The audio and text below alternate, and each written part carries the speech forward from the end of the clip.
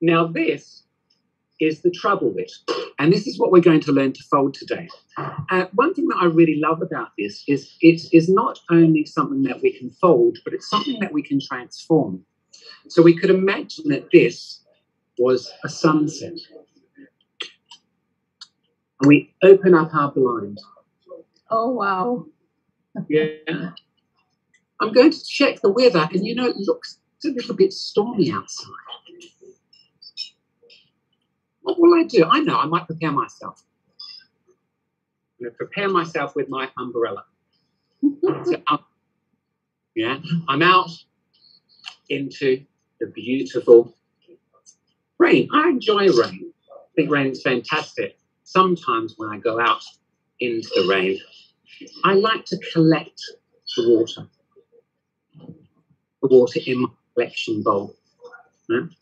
Maybe I'd take that back home. Actually, hold on. I might actually put the water into a cup. Yeah? Drink that water. Fantastic. Then, you know, let's think about that. Let's take this out. Actually, why don't we go today? It's such a perfect day because it's raining. Let's go to the gym. Hold on there. Now, once you've gone to the gym, done such a good workout, what I enjoy doing is I'll then go down and buy myself a treat. How about I go for a nice sweet? Yeah. You know, there's so many different types of things that you can do with this and transformation that you can do with this. What really amazed me about this model is that it transforms. It brings a little bit more to origami than maybe just a shape that we can make. And it gives us a little bit of something social that we can do. You know, it's not really that hard to make. Yeah. And what I'd like to do today with my session is I'd like to actually really talk to you about plating. All right. So you can sort of think about this origami, I think, at the time when people first saw this. Remember, it comes from the 18th century. When they first saw this, they must have been really amazed with the whole idea of folded paper and of folded paper form. So I think there was definitely a lot more of a wow factor when it was first shown. It was always shown by street people. And I've done some research into this. So they found some old newspaper articles, yeah, and they wrote about these amazing street performers and what they do with this amazing paper. And someone holding an enormous TroubleWit. Yeah, so they would make them actually quite large. Beautiful drawings and illustrations is how they'd illustrate this in the newspaper to show the way that you can transform the TroubleWit into lots of different shapes. First of all, I'm going to teach you a technique that I thought would be really useful when we're looking at the TroubleWit and when we're thinking about pleating. I'm just going to pleat this paper. Now, if you have some paper with you, I'd like you to do the same thing. It's a very simple pleating. It's just folding it in half, yeah, and then folding it up. What I think I'll show you is a bit of pleating and something that I call the pull technique, which isn't so well known in origami, all right? Oh, interesting. Yeah, and it's actually a technique that makes this extremely simple to do. Yeah, you can see what I've done is I've simply just folded into the center and then continue to fold my pieces into the center. I'm now going to fold further. Yeah. Can you see how I've folded those there? What I'm going to do is I'm actually going to fold all of those in half again, each crease once again, and fold that in.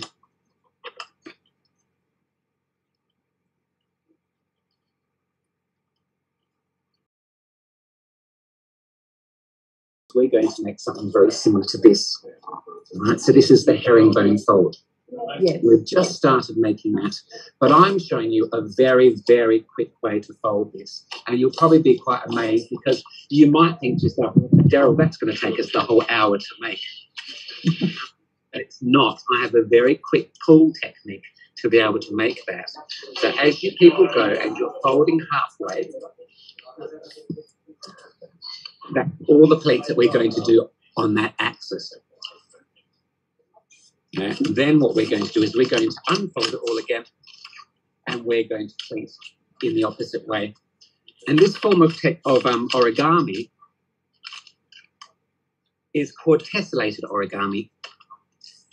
And I suppose they call it tessellated origami because it has so many repeats. So you really are repeating, repeating, repeating. You can see that. I have lots of divisions there. And what I think I will do is once I've done all those divisions, I will do one more along this axis here, and I'll show you what I have. Yeah, I've just pleated them along that way. Yeah. Now what I'm going to pleat again. It's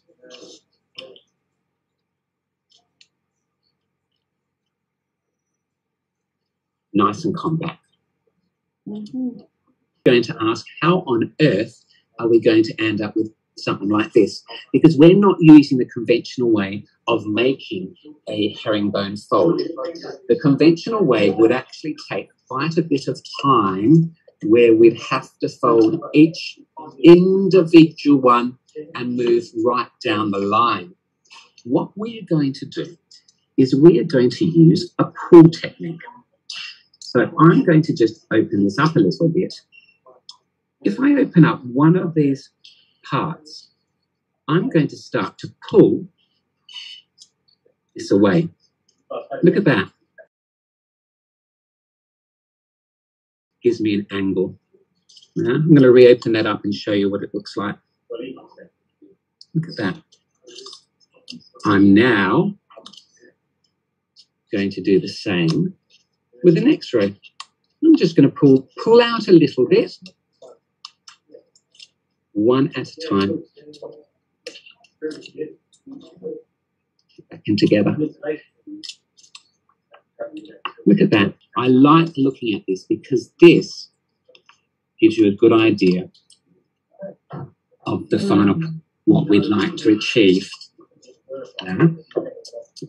Now, I don't want you to worry too much about this if, say, for example, you get a little bit of pulling and the paper rips. That doesn't matter, because one thing I've discovered with this technique is you will find a paper that this works really well with, and you will find a thickness of paper that this works well with. And I know as origami artists, you probably have a whole range of different types of papers that you use. But this one is a parchment paper. Because if you're going to make a larger object, you will use thicker paper. Yeah. If you want to make a really, really small object, your paper would be thinner. If you tried this pull technique and your folds were not tight enough, so you hadn't done enough concertinaing, it just wouldn't work. It would pull and maybe a bit. Yeah. But look at that. With a little bit of more adjustment, I would be able to pull out the sides. But can you imagine that it was possible within 2 to 5 minutes that you could make a tessellated origami like that? You probably I must confess, this is really beautiful and so easy. Thank you very much. You know, that's what really impressed me, because I actually developed this technique myself. I'm sure I haven't invented it myself, only through when I started to investigate how on earth do you make the TroubleWit. Now, there is no documentation anywhere, no YouTube documentation to show you how to make the TroubleWit. So what I had to do is I had to have a think about this and a play. And I really think a lot of origami is about creative play. It's just experimenting. Okay, so let's get started. We are going to concertina this once again, like I showed you before, doing the same process as we did before. I'm going to start pleating. So let's plate this one. And we've already learned a lot of the skills that we need to learn to make our TroubleWit. Now, it's so simple because I'm just using the fold and folding to I hope everyone's doing really well with their concertina in there. Just the calmness that this sort of activity brings. It's a very centering activity. I'm taking a piece and I'm just folding it down once again to a crease. Yeah. Now, I don't have to do this in order either. So what I'm doing is I'm doing every second one now. And I can go back by turning over and folding the other pieces. It doesn't even matter if you haven't got your mountain fold yet, because once I've actually gone through and essentially scored all those, then I'll go back and I will concertina it all back into form. So that means we're going to have 32 evenly spaced concertinas. Yeah. Okay. And you know, one other thing about origami and tessellated origami is you will work out techniques that work for you. So I can show you step by step how to concertina something, but you might think, hold on, I found an easier way to do that. You know, so you will work out ways yourself to be able to fold this. And also you will get quicker at doing it because you develop your muscle memory. And origami is very much about not only understanding the material and the paper that you're working with, but also developing those muscle memory skills that make folding much easier as you do these folds again and again. I have to admit, whenever I'm sitting on a train, I am the one in the corner over there folding something and doing something amazing there. And there's people going, look at that person. What are they doing? This reminds me, like, I used to see a lot of ladies knitting while walking, while sitting in the train at the station. So that's almost the same thing. Yes, well, you're absolutely right. It is exactly the same thing as knitting. You see, knitting is a great activity that just connects your brain, almost like a meditation. Yeah, and it's very calming, very peaceful. But the best thing about knitting is you can knit something for your niece or nephew. You can do something. It actually has a final product. And, you know, when I'm in the tube, I can make something and then I can pass that to someone who's been intrigued about it. Yes. And that person can take that away with them. And, I mean, how often, and that person really loved that. And how often do you get that? How often do you get that gesture? You can make somebody happy. Okay, well, look at that. I hope everyone... The design is so beautiful on the paper. Yes. Thank you. You know, I do like that. I love the idea of these lines that cross downwards. It just gives you a little bit more of an element there. But what is also lovely is, you know, the natural concertina would be that we would fold it outwards like this. But I always have to say, hold on, I've done a lot of these and I've done the patterns. I will then return back to something that is just one colour, because there's another effect in origami. When it's just one colour, it is the light. And when origami is hit by light, it creates some of the most amazing effects. And you can only get those beautiful effects if it's done in that one colour, because sometimes your design will interfere with those amazing light effects that you can achieve through your folded paper. If we are going to fold a TroubleWit, we want to divide this into 6 even sections. But before we do that, we're going to do what I call a half fold. I'm not going to fold this paper completely in half and score it right along there. I am just going to fold it in half. And I'm going to count through 1, 2, 3, 4, 5, 6, 7, 8, 9, 10. I'm going to count down 10, and I'm going to just score that. So I don't actually want the centerpiece here scored. Yeah? So that was 10 of those divisions folded in half and scored. And I'm going to do the same with this one here. What we're doing right now is we are making that lovely little fold there where when I was giving my initial demonstration, we were making that lovely little top of the window that folds inwards like that. That's the piece that we've just done. Yeah? So hopefully everyone's being able to do that fold there. What I'm going to do now is I'm going to divide this length into 3, and I'm going to divide the other length into 3. That will give us our six divisions. Now, you could do this with a rule, so you could rule this and work that out. But you know, what I'm going to do is I'm going to use a little technique of just improvising. I'm going to divide this into 3, just by folding into 3, into the center there. Our divisions. And remember I told you before, we have got 6 divisions, yeah? There's 2 in the middle. There's another 2 here that make the flaps, and another 2 there. 1, 2, 3, 4, 5, 6, like that. I'm going to do this again on the other side. I have my folded center point that we scored along 10 divisions. That's my center point. In fact, if I fold that over in half, you'll see I'm working with half now. My aim is to fold this over and divide it into a 3. So I'm going to use a bit of guesswork to fold that over and then fold it again.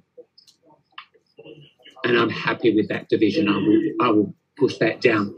So what we're doing is we are creasing 1, 2, 1, 2.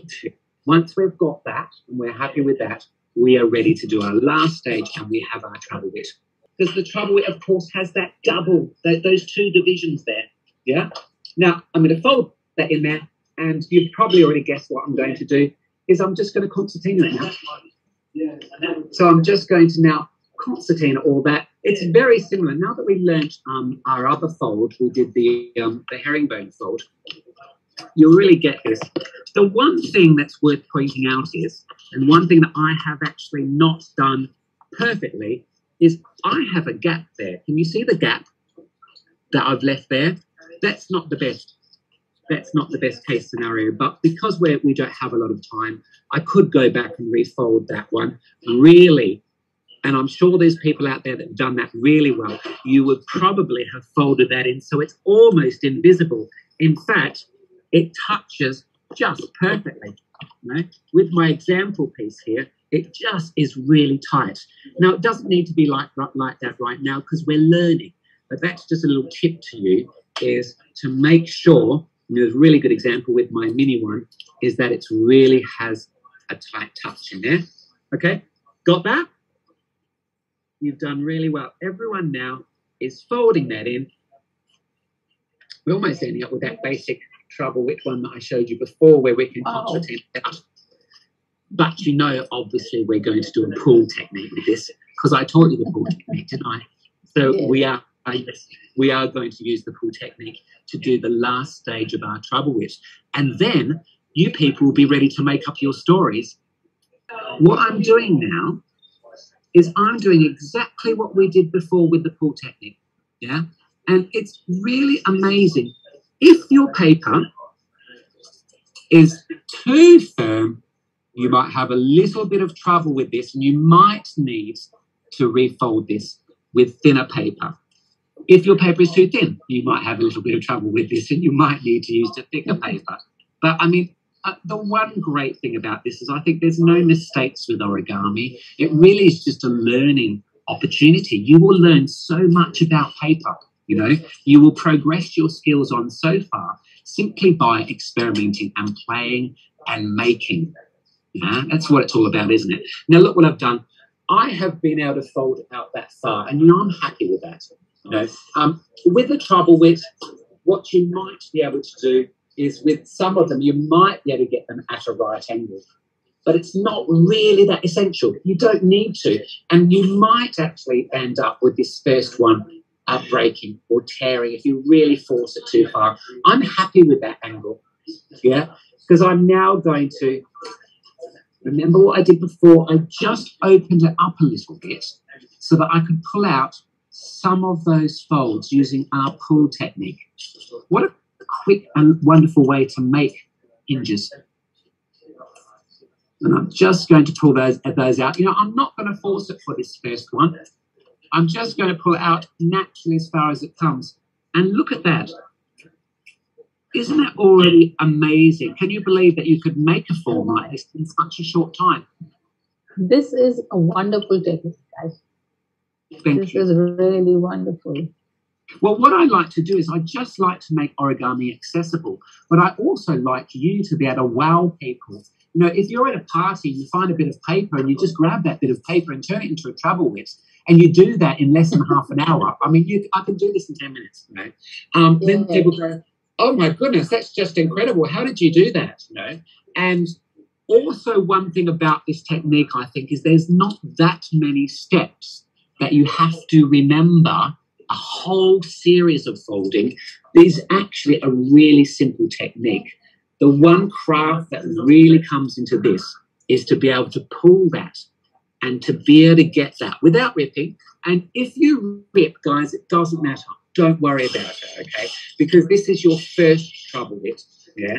And I'm sure you'll make a whole lot more TroubleWits also. But practice your story and work something in there. Make it personal. Make it a story about your life, about something that you've done. I was working on something for you where I look at all the ships of Star Wars, and I look at the different ships. Here's a little ship, I think, from Star Trek. Okay, so you can make the star. Make it something that's funny and that's fun for you. Yeah, it's beautiful, beautiful, absolutely beautiful one. Oh, thank you so much. Look, I look so forward to seeing all the different types of things that everyone's made out there. It just we so much joy. Thank yous and amazing and wows here from all the people who are folding here with you. Everybody. You are very, very welcome. I'm just so pleased to be able to connect with you and to be able to share something with you. And also, I'm just delighted to be able to see what shapes and forms people have made out there. And so many different people from different countries joining in and doing something positive.